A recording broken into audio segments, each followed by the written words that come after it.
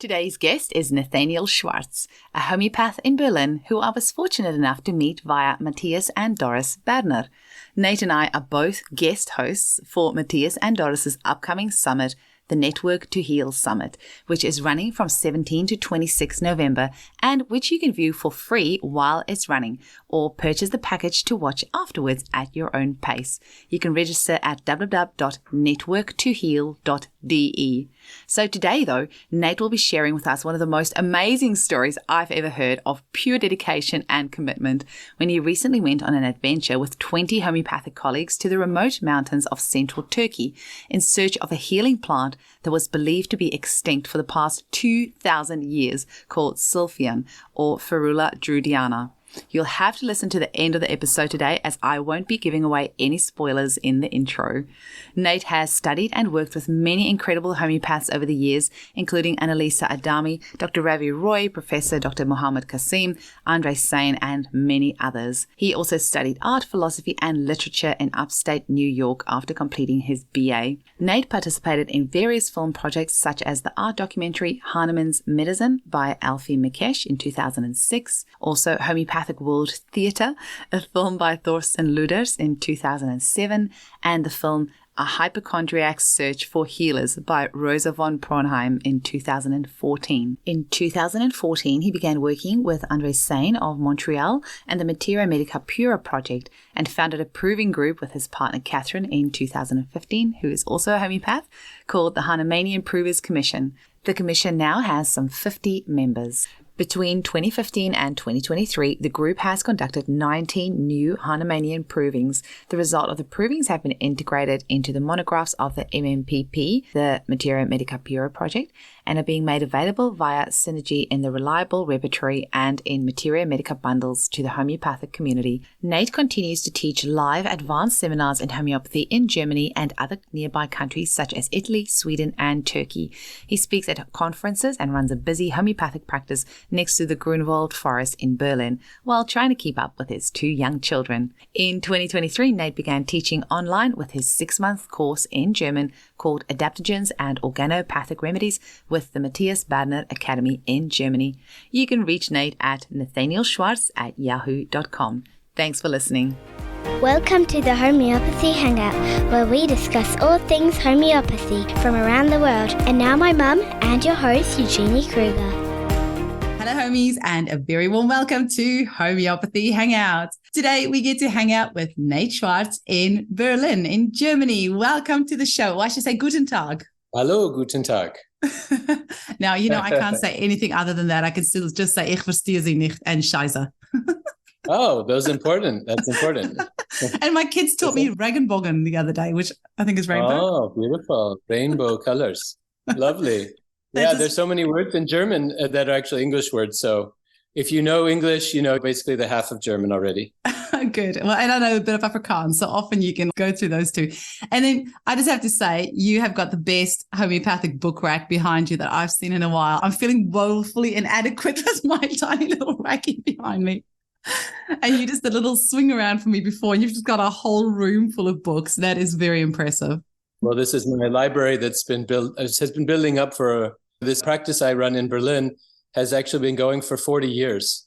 So I'm the third homeopath to run this practice. So we've collected also a lot of books, and this is basically the library also I inherited and then added to. And so, yeah, it's gotten big.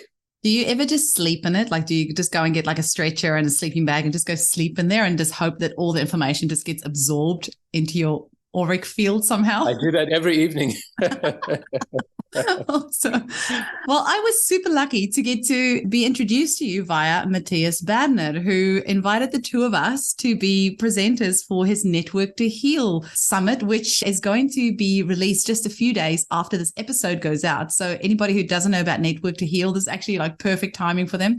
I think it goes live about the 17th of November. So people will have time to go register for Network to Heal. But do you want to tell our listeners, Nate, how were you first introduced to homeopathy? Oh, yeah. It's a pretty amazing story with lots of twists and turns. Basically, I never had heard of homeopathy my whole life, growing up in America, where it's been, basically had been snuffed out and slowly coming back. So I didn't know anything about it till I came to Germany as a teacher. And I was just not feeling well. I was just sort of not sure what to do with my life and suffering from some depression. And then a friend said, oh, why don't you go to this great homeopath? And I said, what is that? And he said, oh, it's great. You will love it. So I was kind of procrastinating, and I had her number, this homeopath he recommended, who had saved him from an operation and who he loved. Yeah, anyway, finally, I just thought, what do I have to lose? I'll just try it out. And I went in, and this lady was sitting at this Biedermeier-like ancient desk, and she was writing with a feather, like you thought you're going into some kind of movie scene, and she was writing with a feather. She was dipping it in the ink, and she was writing. And while I was talking, and there were all these antiques and all these books, and it was really, a special atmosphere. And I thought, what is she writing the whole time? And then she got up to get some tea, and I thought, now's my chance. So I stood up and I went over to see what she was writing. And I was quite shocked to see that she was writing exactly what I said, word for word, and not some kind of interpretation, Napoleon complex or something. And she just was putting it down and that was quite a moment for me. And because I don't think I'd ever been taken so seriously by a doctor or a therapist up to that point in my life. I had always felt like I'm being put into some kind of the drawers being open and they're putting me into the drawer. I'm going to be categorized into this or that, and then sent on my way. So that really moved me. And then I got the homeopathic remedy, and I was just blown away that it helped me so much. I couldn't believe it. I thought I was on drugs. And I called her and said, I feel so much better. Do I have to take this for the rest of my life to feel like this? And she said, no, that's actually how you're supposed to feel. That's how you felt probably as a kid or at some point before you experienced trauma and problems. And you're getting back to your true nature. And that's what homeopathy is all about.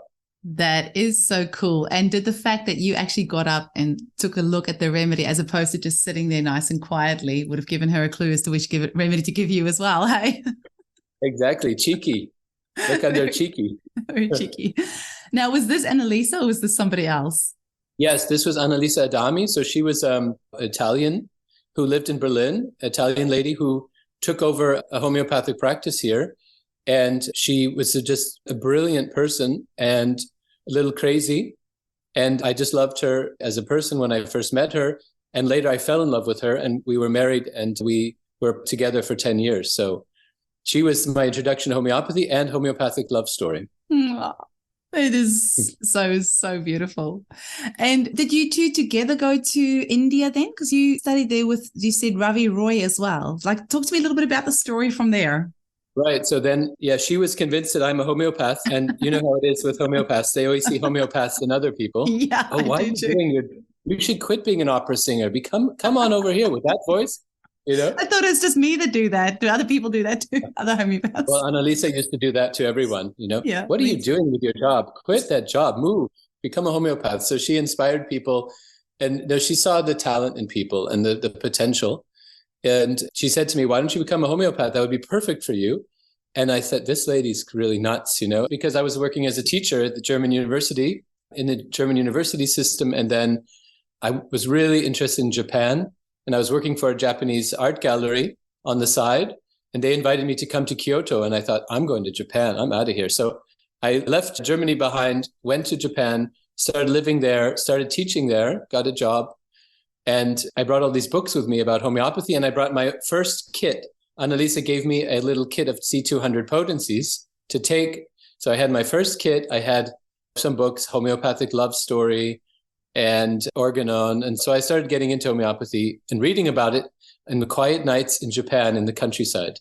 So that's how I got into it more and more. And then on a fateful day, I got a letter from the same lady, Annalisa. She decided, after working for 20 years in her clinic in Berlin, that she was going to teach all of her knowledge once only to a group of people in Italy.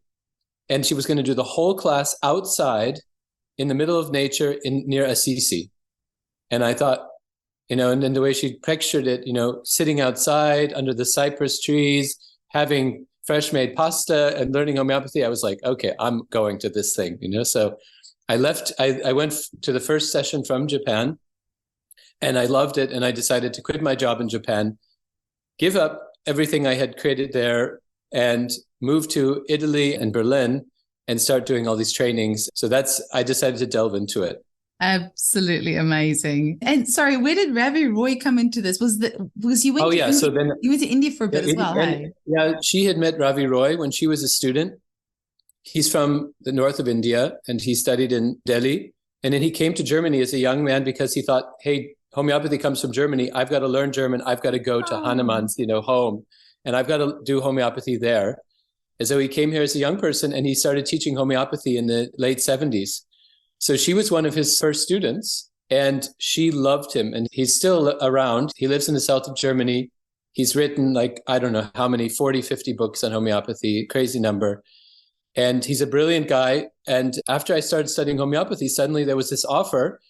Who wants to come to India and work here as a homeopath in a clinic? Because at that time, there was a shortage of homeopathic doctors and shortage of medical care.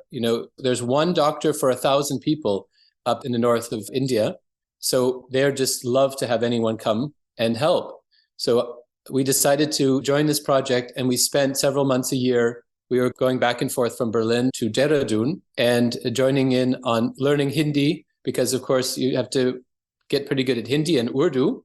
So we studied Hindi and Urdu, and we spent months at a time with Ravi Roy working in his clinic. That would have been a pretty spectacular experience. Oh, yeah. Well, the thing that was amazing, of course, among other things, was that you had people coming presenting with things that we never see in the Western world, really, like necrosis, tuberculosis, and conditions that you just wouldn't find. And people would have been able to get care much earlier in our parts of the world. And also people just relied on homeopathy because they trusted it. And I got to see the results. Yeah, that's the thing I often think is it would be really satisfying going to Africa or India or places like that where people are not, because of financial reasons, are not over-medicated on drugs because they literally cannot afford it. And so when you give people like that a homeopathic remedy, it would be so satisfying because their vital forces would be able to, act so quickly on that. So you'd see pretty horrific things, but you would also have some pretty satisfying cures pretty quickly. Amazing. I don't want to gross out anybody, but I remember a guy came, his son, it was really moving, actually. It really brought me to tears because the son carried his father into the practice because his foot had basically rotted off. And he just had this horrible necrosis and they couldn't heal it. They had cut off a toe and then it got worse. And then, the way it works in allopathic medicine, you have to keep operating again and again. It costs a lot of money. So at some point they couldn't afford it anymore. So had this huge open wound and I could smell it the moment the door of the taxi opened, like at 20 meters. And it was really moving to see this guy carrying his dad, who must have weighed like 100 kgs, incredible, into the practice. And I remember we treated him with calendula and that improved. And then he got the remedy that totally healed him was echinacea. And echinacea cured the septic wound completely. And I got to see the wound completely closed and happy family and no more pain and problems and suffering. So there were just cases like that, which were just amazing, like bordering on miracle. That is cool. Did you say echinacea or ignatia? Echinacea. Yeah. Oh, okay. Yeah, that makes sense.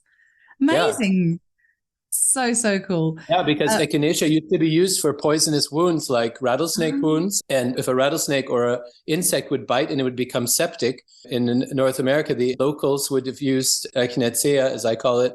They would use it to treat the wound, putting it out on the wound and also taking it internally, which is how we treated him too. Oh, that is cool. That's cool.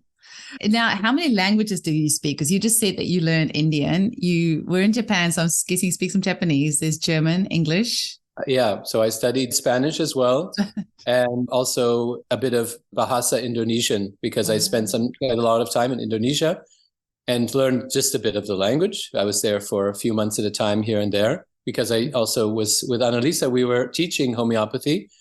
So she taught me, and then I joined her as a teacher in her second course. So she decided not to just do it once. Oh, cool. She started teaching again and again because she really loved it, got into it, and people heard how cool it was and how good it was. So one group after another.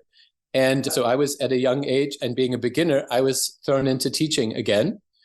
And I guess that was my, profession already. So I felt comfortable doing it. And so I was teaching homeopathy to beginners, sort of like Hanuman when he was a boy, teaching the other kids ancient Greek, because, after he was like in second grade, And the teacher said, you seem to know this stuff pretty well. Why don't you take over the class, So it wasn't quite that severe, but she let me do some of the teaching. And we were also teaching in different places in the world, doing advanced trainings. And so we were teaching in India, teaching in Indonesia. And we were on the road a lot. Now, I don't know if you know about our Bali conference in September next year, but you're going to have to come I heard along. about that, actually, and that sounds amazing. Yeah, it's going to be cool. So you'll have to come back so you can go visit Indonesia again. I'm going to put it on my bucket list here for next year. For sure. Now, talk to me about Andre's Sainus. Actually, maybe talk to me about the film project. There's so many things I want to talk to you about, but the provings, there's, your trip to Turkey, I definitely want to talk about. But talk to me a little bit about your work with the film projects. Film projects, yeah. So we did this really cool film, which you can still get on Amazon. It's called Hanuman's Medizin. It's Hanuman's medicine. It's German, but it has English subtitles. And it was done with Arte. I don't know if that's familiar to you guys, but that's in France and Germany. It's like the biggest TV channel for documentaries. So they funded this huge documentary film on Hanuman. So we worked and collaborated with this famous director named Elfi Mikesh. And we did a really cool movie with her about Hanuman's life. And that was the first big movie I was involved in. I was just a consultant, basically. And for our main the main figure who talks about Hanuman's life and so on, we chose one of my other teachers from India, whose name is Dr. Mohammed Qasim. He's a fantastic homeopath who's practiced for over 50 years in Delhi. He's a beautiful person, amazing homeopath. So what we did is we flew him in from India to Germany, and we went on a pilgrimage. So we went on this holy pilgrimage to the places where Hanuman grew up, to Meissen, where he was born. His dad was a porcelain painter. We walked around the streets of Meissen, like feeling, Hanuman must have walked this street. And then we went to Torgau, where he lived when he was a little bit doing well as a doctor, and he had a big practice. And so we were going around to these different sites where Hanuman was living and working, and doing interviews with Dr. Qasim about Hanuman's life, how homeopathy came to India, and all these great, interesting subjects. That is seriously cool. I'm going to have to go check that out now. And I mean, that's just a thing, like in a place like Germany where homeopathy is obviously was born, but as well accepted that you could get funding to create a project like that. How amazing. Oh, yeah. No, Arte gave us 100,000 euros to do this film. So it has real actors in it and everything. And it shows how there's a scene where he's riding in the carriage, and then the carriage tips over and his son gets crushed under it and stuff. It was all these nightmare things that he experienced, him getting thrown out of all these cities and people throwing rotten tomatoes at him and stuff. I mean, they didn't have tomatoes at the time probably, but anything, probably some potatoes. Anyway, it's a really nice movie. Yeah, that was one of the film projects. And then we did a really nice movie about the way we teach homeopathy called Homeopathic World Theater, because we also want all the students to really feel the remedy from within. And one of the ways we did that was to have them embody the remedy, and basically become like actors on the stage and present the remedy. And to up the ante, we registered for a theater competition, even though we weren't a theater group. And we said the homeopaths, they didn't know they were getting into this. We said, by the way, in a few days, we're going to be going on the stage as a theater group presenting homeopathic remedies. So that the people went nuts. They actually wanted to leave. And my wife, Annalisa, who is crazy, as I mentioned, she said, if you want to leave, that's fine. I'll give you all your money back. I'll go and do a one-woman show. I don't care.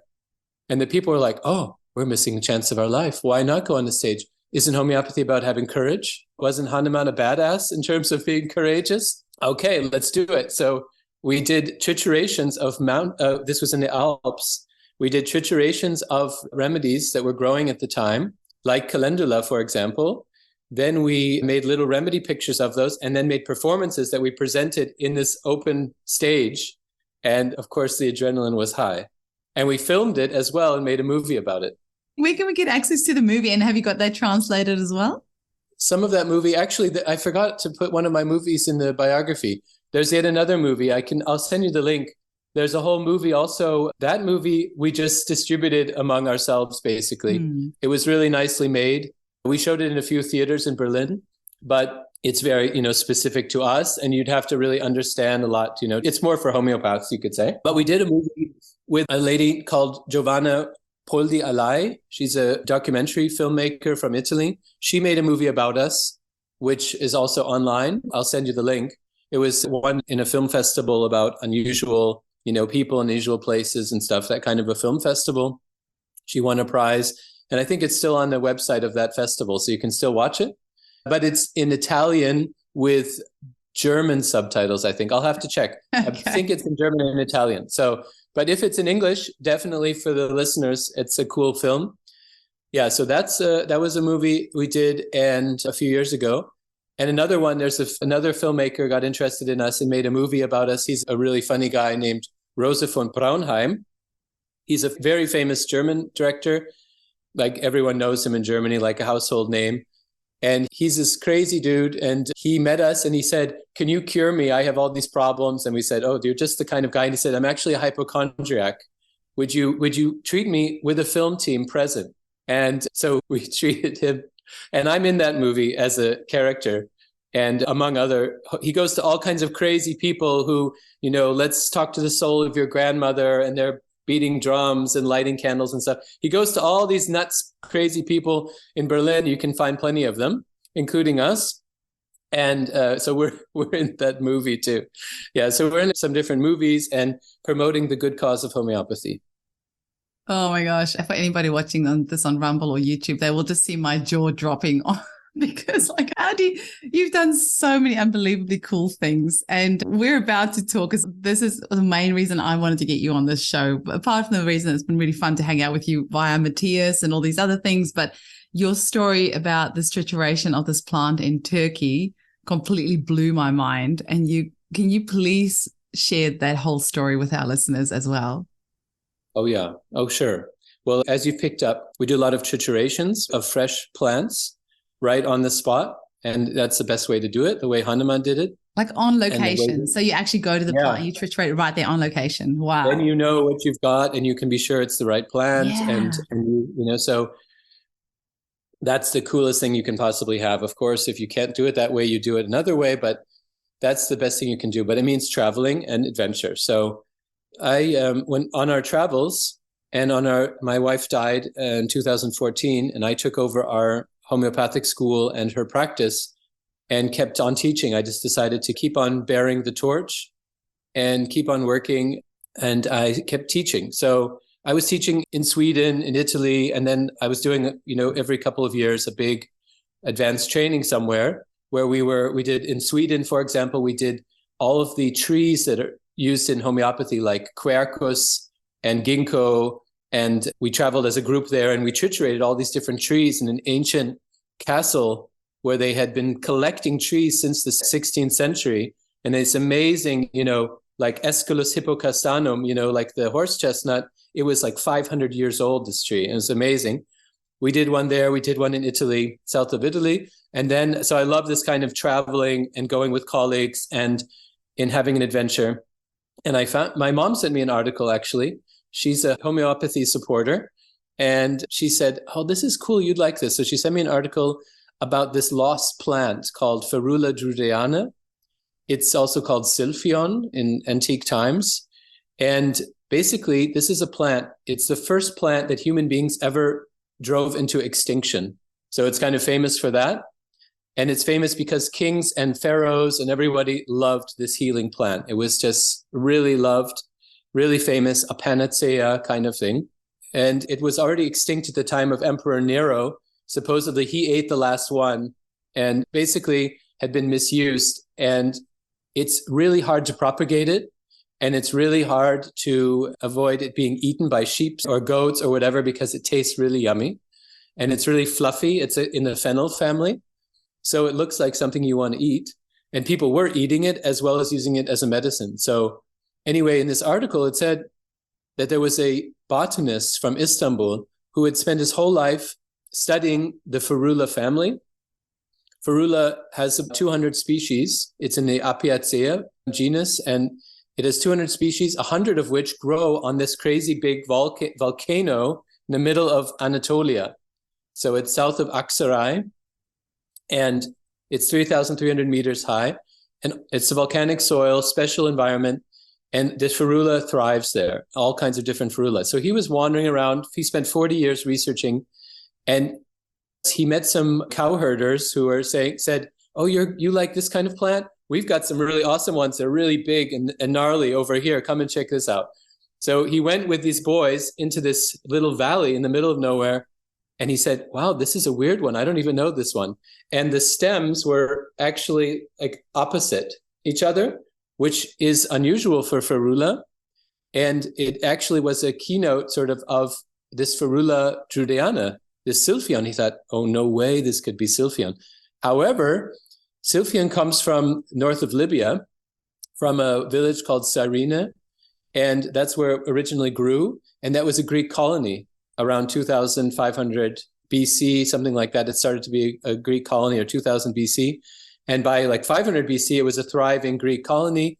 So the Greeks had also had a colony on this volcano, believe it or not, and a place called Nora. So I thought, oh my God, it could be, he thought, first of all, he was excited. He went back to Istanbul. He investigated this plant, and it turns out, in order to know if, a plant has healing power, you tend to look if it has secondary metabolites, which are basically, ingredients that have medicinal power. And plants like, let's say, sage, or what are some other common ones? Let's say like basil or thymian, those kind of plants, they have, let's say, 4, 5, 6 secondary metabolites. So they're pretty strong and they do a lot of things. This plant that he investigated had over 30 secondary metabolites, which really suggested that it really was this lost Silphion plant. But of course, there were only a few of them left on Earth. So he was not keen to tell anybody where this plant was growing. But my curiosity just was so keen, I decided, okay, I'm going to go there and I'm going to look for it. So I thought, how hard can it be? I went there and I scoured this volcano, and I couldn't find the damn thing, anywhere. There were tons of ferula plants. I understand why he was researching there. You could find a ferula plant at every corner, but not that one, right? So in the meantime, I'd already written in my program that I was going to be teaching this plant, and we were going to find it and we were going to triturate it. I was so confident. I thought the professor was going to work with us. He didn't want to. He wasn't against it, but he was kind of, in mixed feelings. So he said, no, I'm not going to tell you anything. You got to find it yourself, and I thought, okay. So we're going with 20 people, 20 colleagues to Turkey. I don't know where the plant is, and I promised that we'd find it. Oh my God, what's going to happen now? So luckily, the colleagues were interested in adventure, and I called this course Healing Plants of Antiquity. So we weren't just interested in that. They also have wild pistachios, for example, that grow there on this volcano, which is very rare. They usually only grow it at the ocean. And the sap of the wild Pistachio lentiscus, is called also mastix. It's one of the most ancient healing remedies, that you found in Egypt and Lebanon and Turkey and Greece. Mm-hmm. So we did a proving of that. We did a provings of a few other local remedies and ancient remedies. But on the last day, we were doing hikes every day. And every time we hiked, we were all looking around. Is that it? No, that's not. Is that one? We found tons of giant fennel and some other local species of fennel, but we didn't find this one until the last day. I don't know, it was just a luck or guidance of divine guidance. I don't know. I suddenly had this idea. I thought, okay, what do we have to lose? Let's go to this other area, not the area around this Greek settlement. Let's look in a totally different area, which I had this feeling we should go over there. And my guide, I had a mountain guide. He's like, no, I already checked that. It's not that way. And I said, I don't know. It just seems right to me. So we went that way. We hiked. It was hot. It was like 35 degrees, sun was bearing down. All these homeopaths are stomping through, hiking up this mountain with all these, dried burrs and dried grasses and climbing over rocks. And finally someone's, I found it. But it was just other ferula. So we were doing a lot of plant identification, part of our work in homeopathic pharmacy. Make sure you get the right one, because some of those fennel species are even poisonous. Long story short, suddenly somebody cited one. They said, look, it's had the opposite leaves. And so we found together this amazing plant. There were just a few of them. And we obviously didn't want to dig it up and, kill the last few, So what we did is we just took a few seeds and we used those for the trituration. So we then triturated it together. 16 people triturated with us, and we all triturated it. We all triturated to the C3 in this case. Then we all took a bit of the C3, we mixed it all together, and it's our group C3. Wow. And I've given it to a pharmacist who's now running it up, and is going to be giving us the higher potencies for approving. That is just as spectacular hearing it the second time as the first time that you told me. Well, it was an amazing trip, and I'm really excited to see. Of course, when you do the trituration, you get symptoms, so that gives us a first indication. But it will, be really exciting to do a Hahnemannian proving and a blind proving, which we do a lot of those. So we're going to do that maybe next year, and then we can share it with the homeopathic world. Well, I'm part of a proving group with the Nitsa App Alliance, so we'd be happy to prove that for you as well. We've got a few things in the pipeline, but we're always happy to do more. Oh, that would be awesome. Yeah, absolutely. Have you got some photos of the area and where you were?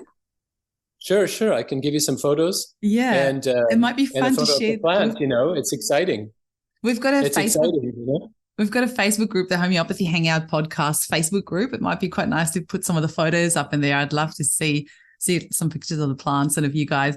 I can see all of you sweat dripping. Oh yeah, see us all sweating. The people they were using umbrellas because the sun was it was 2,000 meters, so the sun beats down on you. But interestingly, we're already sort of in the spirit because it's an adaptogen plant, and it was kind of a plant like something like ginseng.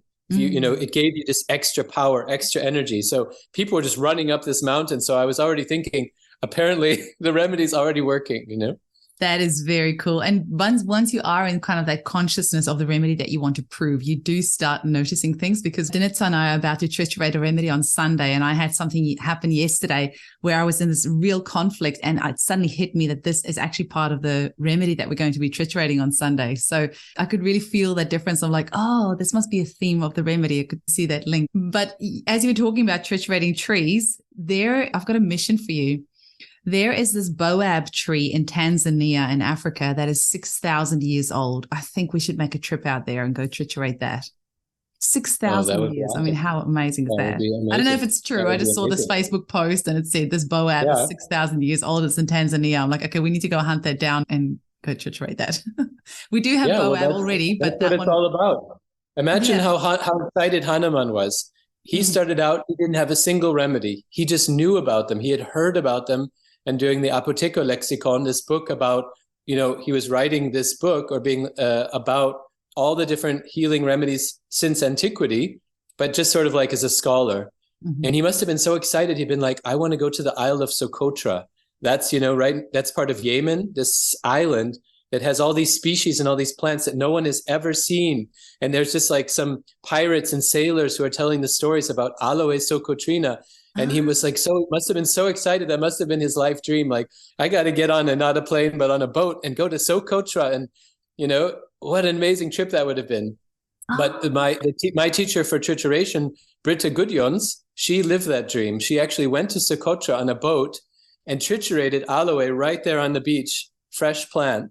So cool.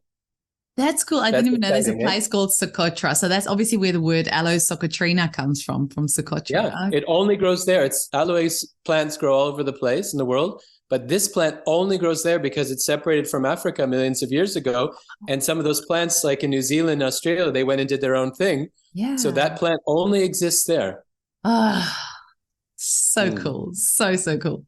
And speaking of adaptogens, you are doing a series of courses with Matthias on adaptogens and organopathic remedies, right? I don't know anything about it. Can you tell our listeners a bit about that?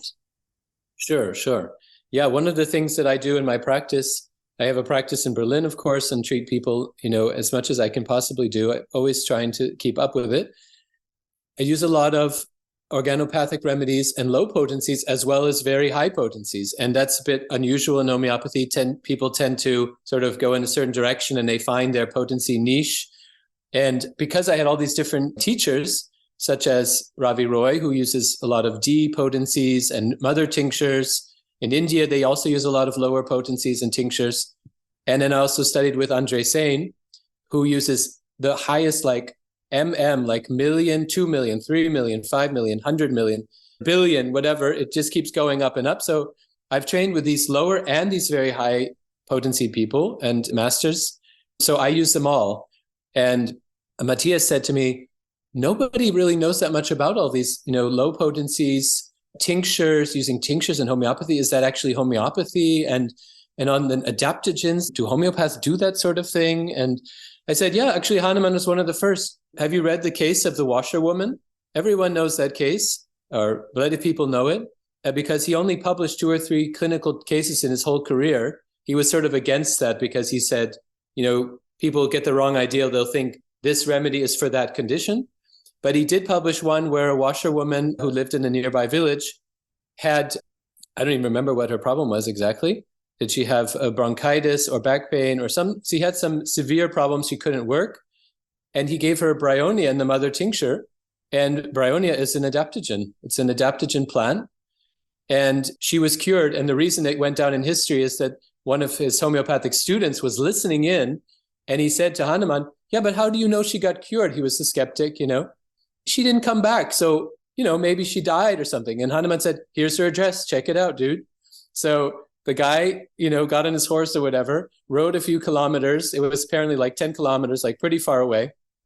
And he finds this lady working and doing her washing. And he says, hey, why didn't you come back and see the doctor? And she said, I don't think you know much about washerwomen.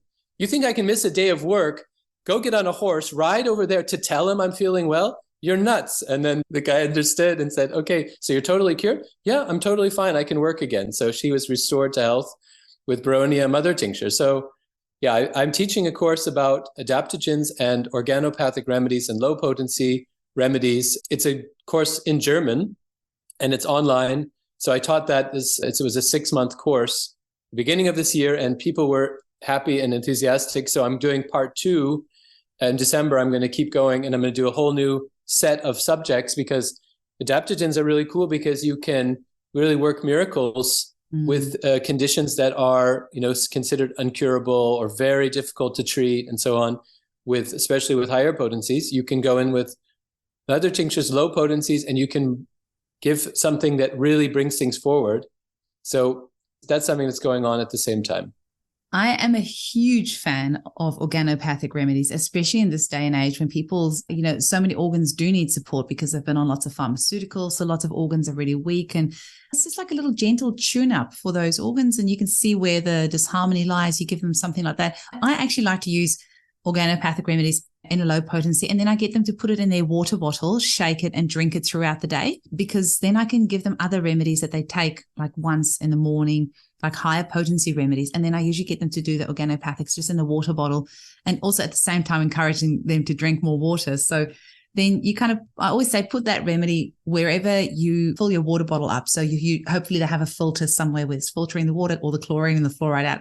Put the remedy there, and then every time you fill up your water bottle, just put 2 pillules of that organopathic remedy in there, shake the bottle, and then just drink it throughout the day. So they're getting that gentle stimulation. Brilliant. Brilliant. Well, it's exactly right. And I do the same with putting in water and having them take it regularly, or just knowing about them, because people are taking all this stuff anyway. So you need to know, or I need to know, what does Tulsi tea do? What is Tulsi, for example? It's an adaptogen plant, holy basil. People are taking it, at least in Germany, it's pretty famous. And people are taking it in supplement form, in extracts, in tea. So if you don't know the action of that remedy and what it does, how can you tell a person whether they should take it or not, how much to take it, how to take it? So I just feel in our time when people are Googling stuff and trying out all kinds of stuff, we did a proving of the reishi mushroom. That's also Ganoderma lucidum. It's also an adaptogen mushroom. And people are hearing about it, and then they're taking these, mushrooms, but which mushroom? So we do provings to find out more about the individual aspects of the remedy so that we can also then prescribe it individually. So it's just not just a liver support remedy, but there are hundreds of liver support remedies. Which one? So we try to do it homeopathically. I do like mushrooms. I've actually just finished my chaga chai. So Amy, who works with me, she has her own little business called Happy Patch Herbals, and she makes this kick-ass chai with black tea and the chai spices and chaga mushrooms. And I gave up coffee a while ago, and I find this completely this really helps me not crave coffee at all. And it's just so delicious. But I think the other reason I really like organopathics is because I studied naturopathy as well. And I also worked in a health shop for a few years. And so it feels natural for me to want to give something in a herbal form, but just in that, that low homeopathic potency. So instead of the actual supplement, which sometimes can put more stress on the liver, if you're putting somebody in a whole bunch of supplements, it's got a lot of binders or additives or preservatives. But then if you just give them, say, ginseng or whatever in homeopathic potency, or taraxacum in homeopathic potency, it makes so much sense. So I do get it does. And you then can tell the patient, because they have this urge probably, they want to take a few things. They want to support their liver. They want to improve their vision or whatever it is. And then how are you going to tell them, don't touch the stuff kind of thing. So you don't touch the stuff generally, yes, not without discussing, but then say, yeah, you could do that. That would be good. And then also bringing that into the homeopathic treatment in the sense of, if it's a very sensitive patient, they might be developing symptoms from the supplements and from the other things they're taking. So being aware of all the things they're taking, and especially with sensitive patients, then deciding what potency, because they might do better with a D6 or a 6X or 12X or 30X, because they're so sensitive, they'll react to a tincture too strongly.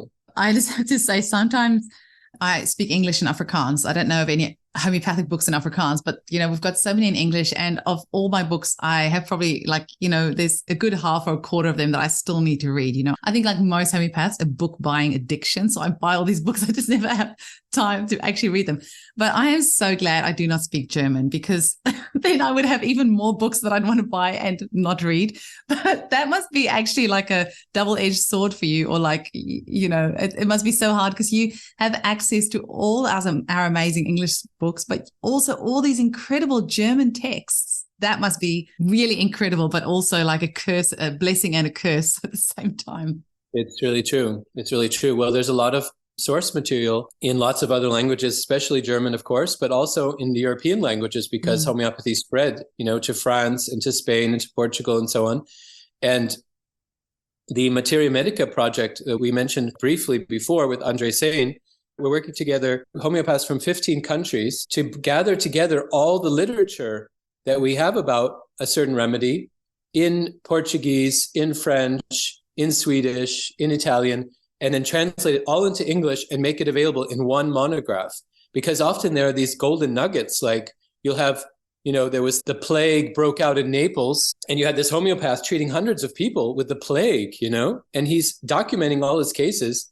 And he's giving, veratrum or whatever, or ignatia, and then you can include those remedies into the monograph, and you can see what the remedy can do and what it can't do, and not just some kind of theory like, oh, ignatia is good for this or that, but actual cases. And then based on the cases, you find out what is the real meat of the matter and what is the soup of the soup. Because, of course, a remedy gets famous for a certain condition, like Hahnemann was afraid of. And then somebody says, oh, Burica used to like that remedy. And so it keeps going, oh, that was Kent's favorite or whatever. And it turns out, like that game where, I don't know what it's called, and I think they call it telephone or something in the States, the kids whisper, Chinese whispers, Chinese whispers. By the time you actually get to it, you're like, wait a minute, what is that remedy, and what is it good for? So this project is all about collecting all of the source material, all these cured cases, over 200 years, bringing them all together, analyzing them, putting them into the repertory, because a lot of that stuff never made it to the repertory. And then when you do that, then it's really amazing. Like we did approving of Hydrastis canadensis, which is famous as a cancer remedy. Like it's the remedy that cures cancer. Well, that's what Clark said, for example. In an article, he said, yeah, I'd say that Hydrastis is the remedy that cures the most cases of cancer. So there you go. It's like well, today wildfire. You would post that on all Instagram or whatever, or on Facebook, like we've got the cure for cancer. Goes viral. All he was saying was the most of, compared to other remedies, it seems to help the most or whatever. So one of our colleagues, Roland Mettner in Germany, he wrote a monograph. I think it's 600 pages. It's incredible work. For years, he worked on it. He collected all the cured cases of Hydrastis over 200 years in all these different languages, put them all together. And then he saw, actually, Hydrastis very rarely cures cancer, actually. There are only a few cured cases in the whole history of humankind. However, it helps a lot. It's a liver supportive remedy and supports the digestion. It does have anti-cancer properties. However, when you can't really find in the literature cases where they just gave that and the person was cured, but you found hundreds and hundreds of cases of people who were cured of cancer who also took hydrastis that helped them along the way. So it needs another remedy often to then complete it, or, it's basically a supportive remedy that's very helpful with cancer. However, if you put all your cards on that or all your chips on that hand, you're going to lose the hand probably. And if you just know, it's great. I thought that was like a revelation because when I had cases of cancer, like let's say a pancreatic cancer, and which is often, kills the person in no time, I was thinking, okay, just go, it's hydrastis fits, just hydrastis, go with that. And the guy died. So that was before I knew about it, that it does have its limit of action, its stop point, as Burnett says. And that was really interesting to know about that. That's just information we should have as homeopaths. It'll save lives and help us to be better. Yeah, I think we're not immune to Chinese whispers. And I've talked about it on the podcast a few times. And the case that I always use is that we were taught at college to give a bowel nosode once and never repeat it within 3 months. And then I did Hilary Dorian's bowel nosodes course. I got really brave because she said prescribe it daily for 21 days. I'm like, oh my gosh, 21 days. And these days I prescribe it daily for 2 months and just get such good results. And the reason I'm so annoyed that we were taught that is I just think of all the amazing work that I could have done if I wasn't made to be scared of a bowel nosode. It's just a remedy like any other remedy. Like some people are really scared of nosodes. Like somebody told me an Indian homeopath said to them, you use tuberculinum like gold. You spare it for just cases and you give it once and you don't repeat it. And I'm like, it's just all such BS. Like we need to actually just look at the case in front of us and look at the cured cases. Okay, which remedies have been successful and how were they used? But we're just human at the end of the day, right? Right. Well, this is a phenomenon, of course, that affects every area of science, that you just get this little bit of information and then you just scale it up and this cures that. You never do this. All Mexicans are like this. All Americans are like that. It's sort of stereotyping, basically. Yeah. And stereotyping, it creeps into all of our thoughts. It affects our unconscious mind. You see somebody on the street, you say, oh, I better go to the other side of the street because they have a different skin color or they're big, small, fat, thin, whatever. I mean, it's always affecting us. And so we have to be aware of it. And Hahnemann actually warned us against it all the time. And he was constantly experimenting. At the same time, of course, he was kind of doctrinaire and, he was a dictatorial or whatever in his writings. But if you actually look in his case books, he was really experimenting wildly and trying all kinds of stuff. So he was trying to figure out the best course of treatment for each person. And that's exactly right. That's what we need to do. And question, Twilight of the Idols, question all these things. That's why I like Andre Sane. He's such an idol smasher. And he's written an article, for example, it's called Hering's Law, Rule or Dogma. And he goes back, he says, where does Hering's Law come from? And he goes back into it and he finds out Hering never actually mentioned that in his entire life. There's not one place in his entire work that Hering ever talked about a rule or some law, much less a law. And he says, where does this come from? Everyone is teaching this in schools and they're all learning it and it'll affect your practice. You think, oh, the eruption came on the head and the eruption used to be on the feet. Maybe this is bad or whatever. So, the order of things, it can cause a lot of confusion. And he said, well, if it's a rule or a law, we should find out about it. Hahnemann must have mentioned it. Everybody must have been talking about it. And then he found the source of this whole so-called law is a lecture of Kent, who quoted something he learned from Hering, who then quoted Hahnemann, who said in psoric cases, it tends to happen that the symptoms will come from within to without, from top to bottom, and in the reverse order of appearance. Tends to happen in psoric cases. That's the quote. That's where it comes from. And it became first a rule and then a law. So that's how these things happen, Wow. It's kind of hard not to draw that parallel with, I'm just thinking with the real scientists who just say, oh yeah, vaccinations are safe and effective because one person said it once and then everybody believes it. So I guess we're not immune to that after all, are we? Hahnemann said that we have to constantly train ourselves as observers of nature. He recommended that homeopaths draw, for example, still lifes, do a still life painting or draw a person's face not what you think it looks like, but what it actually looks like. You're like, oh yeah, Oishini, she's got this kind of nose, more or less like that. Not more or less. Look again. Oh yeah, her eyes, they're sort of like, no, look again. Check it out. What are you interpreting? What are you making up with your unconscious mind that's not actually there? So yeah, there's a beautiful quotation of Hahnemann in German where he says, our job as observers is to see all that is there without adding anything to it. You just made me think of this book called Drawing on the Right Side of the Brain. I did this drawing course like 20 years ago, and there was this book. It was so good, Drawing on the Right Side of the Brain. I don't know who the author was, but they did exactly that, like teaching you to draw what you see. And then, our teacher would give us to have a pencil. And, okay, so draw where the ears actually are. So you do, okay, well, the forehead's actually like a third of it, and the ears are like half the head. And so when you actually go and sit there, actually, that's how it is. And the shoulders are actually like a head, like a face width on each side. And you're like, wow, because you wouldn't think that when you draw it, but when you actually go and sit and you look at it, it's quite fascinating. I just had to add that bit there. Yeah, absolutely right. Yeah. Now, Nate, where can people get a hold of all this information? How can they contact you? How can they learn from you? How can they find out more about all these things that you do?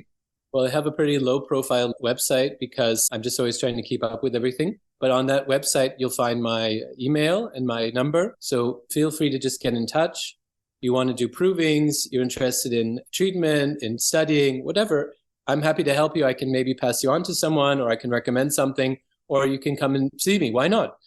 And love to be in touch. I love new people, love doing new things. And I think that's why I, and you as well, Eugenie, we're going to be working with the Berners, the Matthias and Doris Berner, this November in this Network to Heal, which is going to be in English for the first time. They used to, they obviously have a lot of English-speaking people who are homeopaths who they've interviewed for this conference, but the conference was mainly in German and a lot of German speakers. So it's become bigger and bigger and bigger. It's been going on for 10 years. And now they've decided to branch out. They've given a new name. It used to be called United to Heal. Now it's called Network to Heal because it's network around the world of people who love homeopathy and practice homeopathy, studying, learning from each other. So they asked both of us, they wanted to get more international. They asked us to do some interviews. So I'm going to be doing interviews as well in the next weeks for the conference with homeopaths who I think are awesome, or healers who I think are amazing. So basically kind of like what you do, I love this podcast format. It's so cool. I'm jealous because this is my kind of thing too. I just love you should start a podcast too. We need more. We need more homeopathy podcasts. Go for it. I think we've got about 20 already, but you know what? I always say we all do things in a different style. We come from a different angle. So we can never have enough podcasts. Like, go for it, Nate. I would listen to your podcast. Oh, thank you. Thank you. Well, I'm going to do these interviews now. And so that's going to be exciting. That's a good way to get to know me. Mm-hmm. And on this Matthias Berner Academy, I'm teaching. It's in German, but just to know, and maybe at some point I'll teach in English as well. We just started that off. That's a new thing, teaching online. And I teach courses in German in different places in the world. So yeah, that's sort of the things that I've gone on at the moment. And what I'm really excited about is this Network to Heal that's coming up, and then these new provings. So we've got all these really great projects, and it's just amazing how we're meeting new people. And this podcast is evidence of that, just making connections from country to country and from person to person to strengthen and to teach each other. Absolutely. Nobody's got the holy grail of truth. We're all, as Hahnemann says, we're like in darkness, and we're kind of like tiptoeing through the darkness, trying to find the truth. And that's what we're all doing, I think. Oh my gosh. I have interviewed 3 of the guests for the Network to Heal so far. I mean, this is October now when we're recording this, and today's Friday, the 13th of October. So this episode is going to go out in exactly a month. But I've interviewed Peter Tamanello, who's going to talk about gems that's used in trauma post-COVID, and Isaac Golden, who's going to be talking about the fallout of the COVID vaccine and the statistics that he's been collecting during COVID, which is fascinating. And also Ian White, who created the Australian bushflower essences, and he's going to be talking about his Australian bushflower essences specifically for trauma, for bushflower essences to help clear spike proteins, to help with electromagnetic radiation. They were just 3 absolutely epic interviews. I've had all 3 of them on my podcast before, but we're going to be talking about different things on that recording that we've done for the Network to Heal Summit. So I hope all of our listeners go and register for that, because it's going to be amazing. I think it's over 10 days and there's dozens of speakers. It's going to be so many speakers. It's like 50 speakers, and it's all free. During the time of the conference, it's free to listen to. And then at the end, you can buy this little package and then have access. But you can do it for free, or you can support it by buying it. Either way, enjoy it. And I think that's something I'm really excited about at the moment. Me too. I cannot wait. And it was so cool to actually get to have a chat with you. I mean, we get to chat like little bits when we have our meetings with Matthias, but to actually sit down and hear your story was just such a privilege and so amazing. Thank you so much. Dankeschön. Bitteschön. Sehr gerne. And auf Wiedersehen. Auf Wiedersehen.